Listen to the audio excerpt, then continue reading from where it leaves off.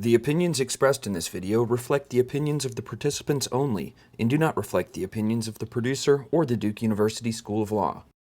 The Duke University School of Law and/or Duke University in no way endorse this video. The Duke University School of Law traces its roots back to 1904 in Trinity College in Durham. Trinity became part of Duke in 1924, and the law school was launched in earnest in 1930.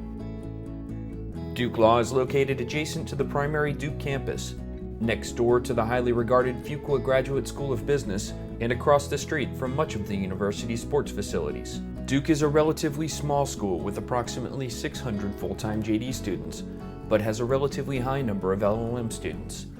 The approximately 80 LLM students are not academically separated and participate in JD classes, allowing for a more international perspective than at most law schools. Duke also boasts a notable faculty, including former Solicitor General of the United States Walter Dellinger and Donald Horowitz, a noted specialist on ethnic conflict. Duke Law has also graduated many noteworthy students, including former President Richard Nixon and former independent counsel Kenneth Starr. Additionally, Duke records the highest New York bar pass rate of all law schools at 97% for first attempts. The U.S. News & World Report recently ranked Duke as tied for 10th of all American law schools along with Northwestern and UVA. There are also many joint degree programs available, including a JD MBA with Fuqua. Let's meet some students. My name is Bo Harvey, first year law school, and I came from San Diego. My name's Joel Cohen. I am from Greenville, North Carolina, and went to Wake Forest University undergrad. I'm a first year. Well, my name's Eileen Kuo. I'm from Boulder, Colorado, but for undergrad I was here at Duke also. I just graduated this May and came straight here to law school. This is my first year. I started during the summer actually because I'm getting a joint degree. One's a JD and the other one's the LLM in International and Comparative Law. My name is Segav Phillips. I'm a second year student here. I came to school after working for 4 years. I was an engineering student in my undergrad at Northwestern up in Chicago, and then lived in Chicago for 2 years and then Dallas for 2 years before deciding to go to law school. My name is Ignacio Molinario. I'm from Spain. I'm an LLM student in Duke. I'm Maxime. I'm from France. I'm here as an exchange student. Why did you choose Duke Law? I decided to come to Duke for a couple of different reasons. One is the business school is right next door and I'm planning on getting a joint degree. Also the international perspective, the international programs that they have here at Duke are pretty strong. The merit-based financial aid is also pretty strong, which is a good incentive for me to come here. I choose this university because it's very well known abroad. It has a very good reputation. And I came here basically for getting the opportunity of knowing a different legal system, completely different to the one I'm used to. I also wanted to know a different legal system and get to know more about the United States. It was really, I guess, based more on the programs that Duke has. I'm doing a JD LLM, Master's in International and Comparative Law, and that was a big draw. The reason I came to Duke is it's beautiful. Living in Texas, I came to like the South quite a bit. I'm fairly outdoorsy and this is great for it. And also the smaller class, it's about 220, 230 people per class, which is great. And the sort of less competitive nature that I think this school has as opposed to a lot of other schools of the same category. As LLM students, you can challenge the bar in some states. Do you plan to do so? I'm not sure whether I'll do it or not, basically because a good idea would be to stay here for a year or a couple of years to gain some experience, but eventually going back home. But I still haven't decided because it's very hard to find a job because basically you have to compete with JDs, which are much more educated than we are in this legal system. That is basically what we have to apply. Well, I can't take the bar exam as an exchange student, but I'm planning on coming back after taking the bar actually in France to do an LLM or a JD. Can you tell us about the JD MBA program? It's a 4-year program. The joint degree programs here are pretty strong, so with all the other graduate schools. What other schools did you look at? Looked at Chicago, NYU, Michigan, Cornell, chose Duke over all those other schools, yeah. So in part because of the business school, the strength of the business school, the international perspective here is, I know international events and opportunities, and the business school has about 30% international students. So that's a lot more than a lot of the other schools were offering. Was cost a consideration when choosing your program? Yeah, definitely. Probably the biggest one. That and the merit-based aid was just, I mean, it was a very good financial aid package that they put together, better than a lot of the other schools. And the cost of living is definitely cheaper than it would be in a Chicago or an LA or New York. Can non-JD MBA students take classes at Fuqua? Yeah, they can. They can take classes at the business school. I think there's a limit on the number of credits they can do each year, but they can do that, yeah. Is international law a focus at Duke? Absolutely, and I mean, in my international law classes, those types of issues are brought up. It kind of is. For the LLM, I think Duke is one of the very few schools that offer like a JD LLM joint degree program. Cornell's the only one that I know of that also does this. But like Duke has like institutes of international law like overseas, one in Geneva, one in Hong Kong. That's one of the other advantages that Duke's international program offers, is that unlike a lot of competitive schools, a lot of our school's competitors, the LLMs are integrated into our classes, and so you get to know them, you get to hear their perspective on domestic laws, you get to see a little bit of the differences, even when you're studying domestic classes, which is great. How have you found the faculty? Faculty are great, and they're really accessible, so that was also a really a nice factor, is that you can really walk into your professor's office, talk about any number of things. They're happy to help you with your own research or with your own ideas of independent study, or perhaps, you know, jobs, summer jobs, internships, things like that. So that's great. Have you found the faculty to be particularly political? Well, almost every school, every top law school other than University of Chicago has a Democratic bend to the staff. No, I mean every place has some of each. You know, we have some professors who have worked in Republican administrations and some that have worked in Democratic, and that's partially you see it. But in terms of overall, there's no doubt that academia is a liberal pursuit. How would you describe the workload? It's heavy, like any law school would be, but I mean, it doesn't have to rule your whole life. It sort of depends on how much time you want to invest in it, too. It really is sort of an individually decided thing. A lot of students have a lot of fun, go out, enjoy themselves. Other students don't, so it really depends on what you would want to do. I mean, there's just like a lot more reading. It's not unmanageable, but I mean, just having come straight from undergrad, I find that I'm a little more like burned out, or you know, just tired. It's hard to get myself focused on the work, but I mean, it's not bad. It's definitely manageable. Some people will work a lot of the time. I think that's probably not required. I think a lot of people do go out regularly. A lot of people do spend a lot of time in the library, so a little bit of both. What is the social life like at the school? It's great. It's so much fun. I'm having a lot more fun than I did in undergrad, actually, just because the social scene seems to be a lot less focused on like drinking or fraternities. I mean, in both cases, that, you know, it's easy to find your own niche and, you know, just find what works for you. But here, I'm really having a great time hanging out with all the people. It's fun. I love it. There's time to bond. There's time to go out. I mean, they have regular events, you know, each week that you can get out and party with your fellow 1Ls. So there's the opportunities, yeah. Here in Durham, Chapel Hill, a lot of times for maybe more of going out for the night type of thing, people go to Chapel Hill, but you know, there's some bars here in Durham people enjoy. How have you found your fellow students? They're cool. I mean, it's great. I mean, it's, you know, everybody's really supportive. It's not a dog-eat-dog world like most law schools sort of have a reputation for being. At least the first year tends to be pretty tough, but here it's pretty supportive. The network is pretty good. Very interesting, nice people. Hey, how are you? First of all, I have to say that they are very competitive, and they are much more smart than I expected. actually. I don't want to be rude, but you know. Yeah, I find it very competitive too, and pretty hard to follow actually. I actually had a great first year. I was a class representative, so that sort of helped. I got to know a lot of people, and I felt it was what I signed up for, I guess. They're very intellectually engaging individuals.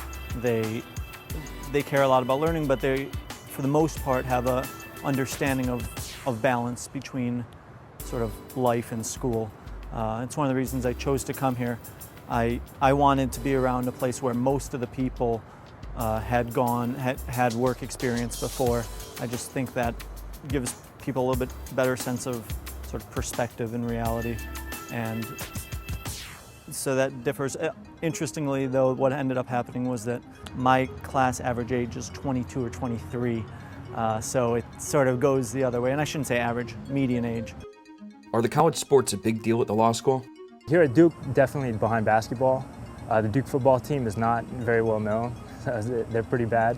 So I know football is not a very big sport here on campus, but I know at NC State and UNC football is huge. So if you're into football, you can always go to those schools. And it is pretty easy to get to know the graduate students at those other schools, NC State and UNC. There seems to be a tight network between those three schools. I'd rather not talk about the basketball issue because I have kind of mixed loyalties. Since getting to Duke, I've become one. Basketball mainly. Was there any culture shock coming from California to North Carolina? Not really, actually. The other schools I was looking at were all up north. Would have been a lot colder. Carolina is pretty laid back. It's pretty relaxed. It's diverse, and those are all things that are very similar to California as well. Do you need a car? You don't need a car to live here. I have a car that I use very rarely. My apartment complex is really close, and it's sometimes easier to bike than to even drive. It's very, very useful to have one. I know a few people who definitely get by perfectly fine without one because they live within walking distance of the law school and of stuff like grocery stores and whatever. So it's been okay. But I would say, yeah, I don't know how I'd survive without my car. I know that you can get by without one. I do know students who bike to campus, take the bus to campus, so it's possible. Just depends on how much inconvenience you want to endure. Why do you want to be a lawyer? What do you plan to do with your degree? As with most top law schools, most of my fellow classmates eventually will be working for big law firms and going after money. My personal goal is to work at the U.S. Attorney's Office as an assistant U.S. attorney. The road there's a number of different roads you can take there. When graduating, I will either look to do the Department of Justice Honors Program, or I will look to go work for a law firm in the litigation department and then transfer in sideways. The other way to get into a program like that or into the U.S. Attorney's Office is to be a district attorney or an assistant district attorney. I don't have the fortitude to do that in terms of I can't stomach the money with this much debt or dealing with some of the much sort of lower level crimes that you would deal with. I think like a lot of law students, I'm not really sure exactly where I want to end up, but I'm definitely interested in studying the more international aspects of law, but who knows, it could be that I end up strictly focused on domestic law. I'm not sure. Law has always just been something that's really fascinated me as something that that really applies to stuff that's real, That's something that I would have a lot of fun thinking about on my own. Eventually I would like to be a law professor, so that's why I'm here doing this. Why are you dressed so nicely? This morning I was sworn in as a guardian ad litem, which just means, it's a volunteer program for people to represent abused and neglected children in the Durham County. So we just went through a month-long training, which was about 6 hours a week, and just finding out about ways to investigate into the children's lives and all the different resources that are available to help them. And what we're going to be doing is just find out what's going on in their lives and then make a recommendation to the court about what would be best for the child. How does the teaching style differ here from what you're used to in Europe? Well, basically because here they use what is called the Socratic method, which basically implies teacher discussing with students. And in Spain, and I'm pretty sure that in France the same, basically we go to class, we take notes, and we receive lectures. So the teacher basically starts talking about theory, not practical cases. You take the notes, and after that you apply all the theory to the cases. Yeah, it's exactly the same in France. There, we don't have any contact with the professor, or we can talk to him. So. Have you found the Socratic method difficult? Well, we have been called on, but I mean, Not scary much. perhaps not the word. You know, it's a bit embarrassing, basically because you can't speak properly sometimes, and even more here with all this technical language we have in law school. But once you talk with the professor, they all understand that you are a foreigner, you are a bit embarrassed of all this stuff, and it's a bit harder to follow the class and the discussion. So they pretty much leave us alone. Yeah. Okay. Is Duke responsive to the needs of international students? I think they're really concerned with international students, maybe more than other schools. Maybe namely New York or other universities. Here they really take in charge international students, and we get all mixed up with the JDs. So I think it's a really good experience. Yeah, I agree completely with him. What do you like or dislike about Duke in North Carolina?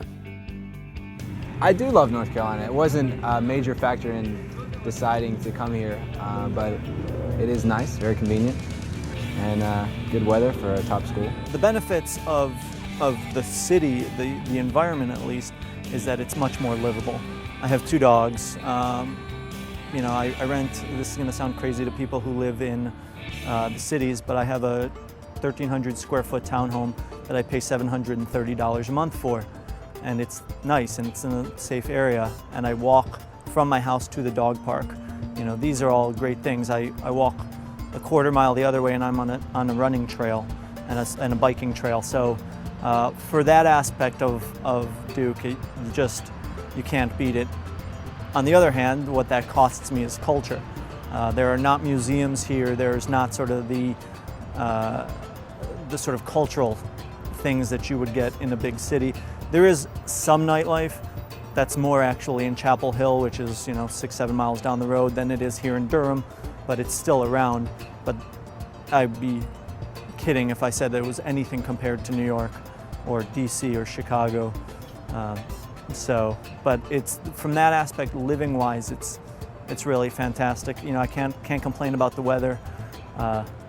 It's pretty fantastic here. You pretty much are able to be outdoors year-round. I actually ride my bike almost every day to school.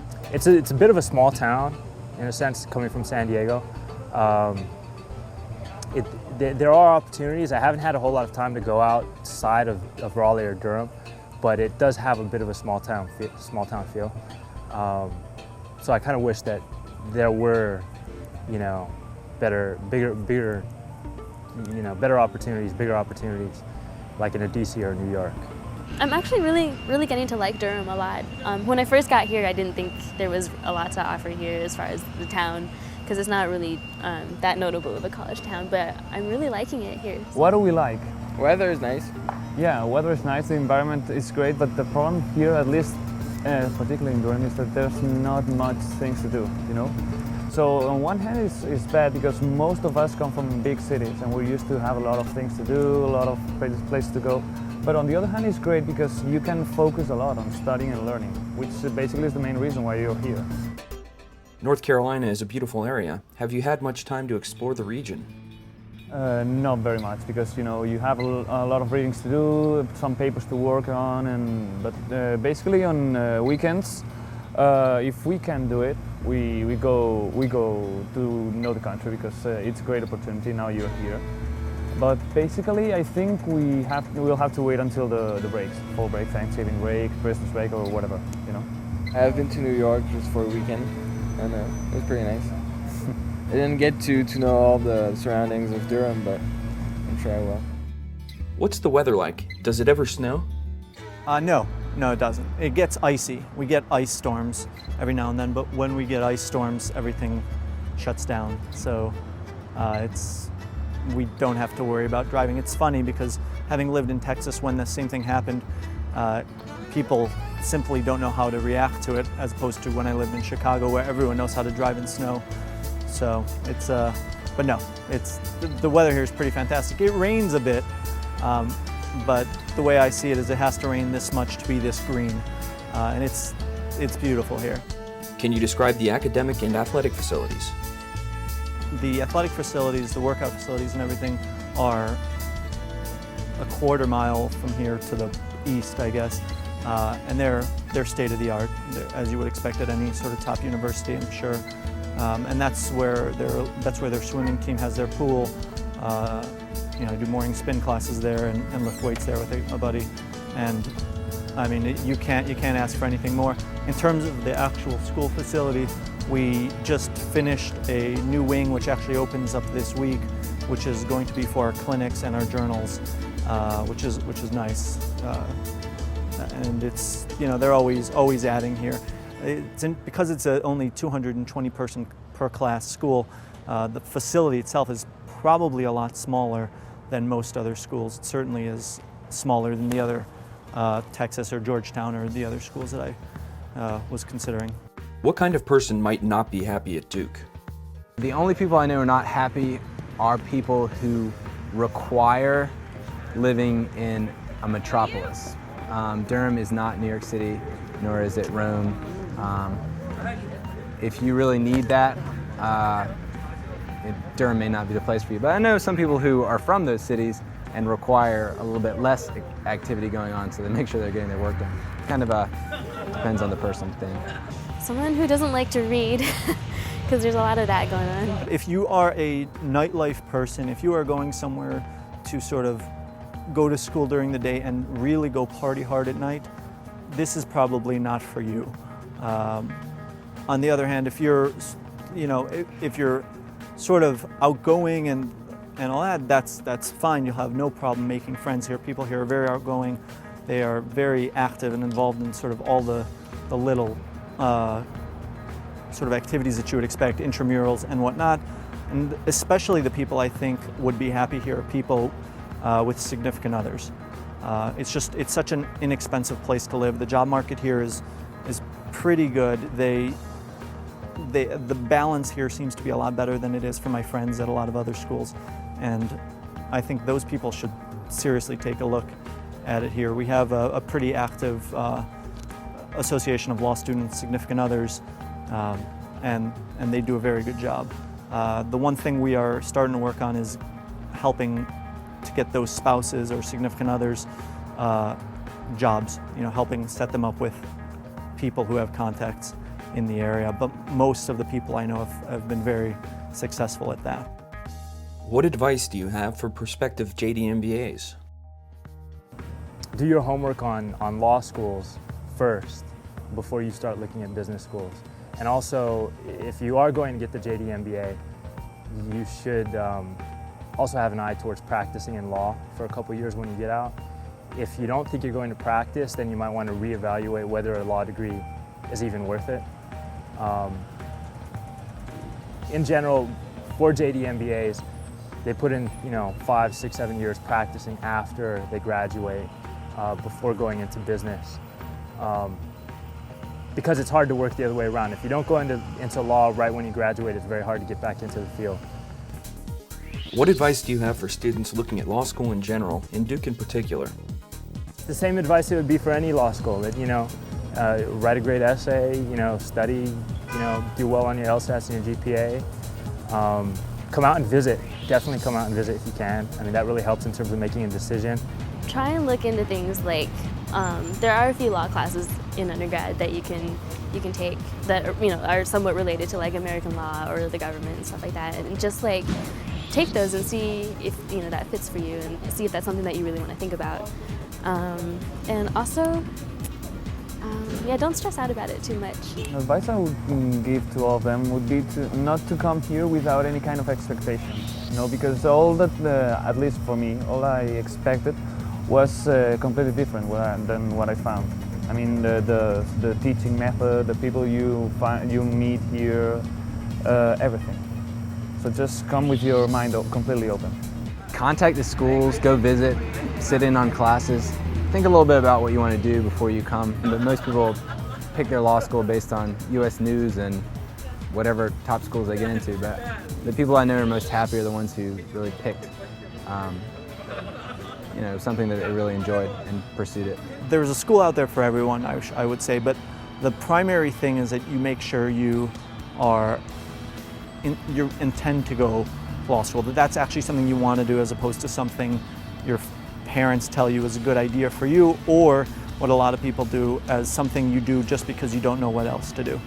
I think there's a lot of value to be gained by going out and sort of experiencing the real world, if you will, and, you know, living life and getting a sense of perspective. The people who do best at law school are the people who know that they want to be here. The top people in this class are generally the people who have work experience, and a lot of them do have significant others, and specifically actually the very top are actually people with military experience, which is odd, but I think that really comes down to a sense of discipline.